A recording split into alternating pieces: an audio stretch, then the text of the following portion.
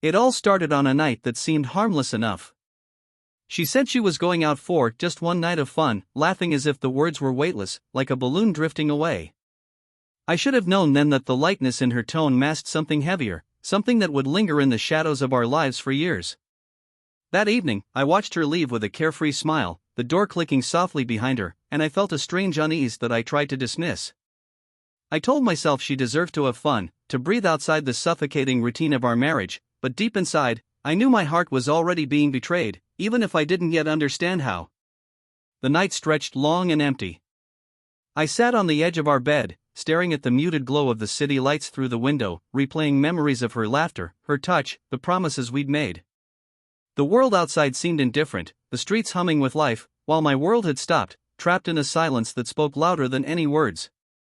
Hours passed, and I tried to sleep, but the image of her leaving, the sway of her hair, the confident tilt of her head, it haunted me. I didn't know it then, but that night would be the first crack in the foundation of everything I believed about us. Weeks turned into months, and the unease became certainty.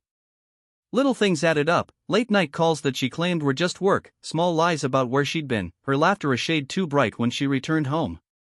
I confronted her once, gently at first, then with the sharp edge of suspicion that I could no longer hide. She denied everything, brushing off my questions with teasing affection, convincing me that my worries were mere paranoia. I wanted to believe her. I wanted to trust her.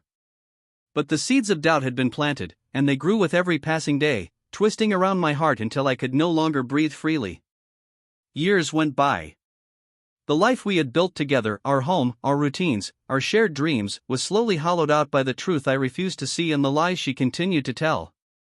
I stayed, thinking that love could forgive everything, that time could erase the hurt, that somehow, we could return to the innocence of that first night we met, when everything felt unbreakable. I told myself I was strong, that I was patient, that I could endure. But endurance is not the same as happiness, and deep down, I knew I was merely surviving, not living.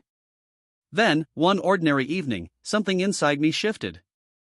I realized that the years of pretending, of swallowing the sharp edges of betrayal and turning them into quiet smiles, had left me empty. I didn't need proof anymore, I didn't need to hear her excuses, to see her tears. I knew the truth, and the truth had become unbearable. I looked at her across the dinner table, the woman I had loved with all my heart, and I saw only the shadow of the person she had become. The fun she sought in that one night had never truly left her, it had lingered, growing into a lifetime of choices that excluded me, that invalidated my trust, my love, my presence. I left that night, quietly, without confrontation. I didn't shout, I didn't slam doors, I didn't demand explanations. I packed my life into bags, carrying not only my belongings but the years of hurt, of lost dreams, of patience pushed to its breaking point. I walked out into the cool night air, each step away from our home a release, a reclamation of myself. I didn't look back. I didn't turn to see the tears in her eyes, the disbelief frozen on her face, the realization that the life she had taken for granted was slipping through her fingers. Years passed.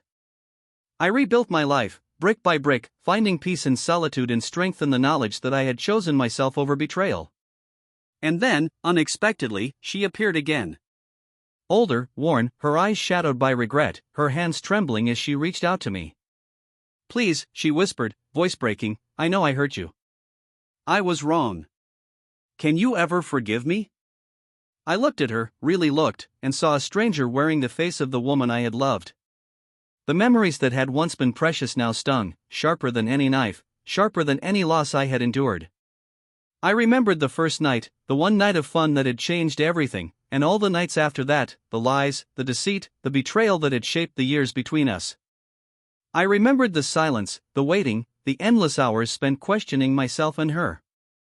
And I understood, fully, that some wounds are not meant to be healed with words, some betrayals cannot be mended with tears. "I forgave you years ago," I said, voice calm but firm, "but not for you. I forgave myself for staying too long, for believing too much, for letting go of my own worth. I walked out then, and I walk on now. Your apologies cannot undo the past, and I will not let them steal my future." She fell silent, unable to argue, unable to plead, because she knew the truth in my words. She had her moment of reckoning, the one she had avoided for years, and now it was too late. I turned, walking away with the steady rhythm of someone who had finally reclaimed their life, someone who had survived the storms of betrayal and emerged unbroken. The wind was cold on my face, but it felt like freedom.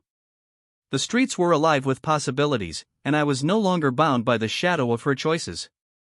The woman who had left for one night of fun, who had spent years hiding behind lies and excuses, could beg for forgiveness all she wanted, it would never matter.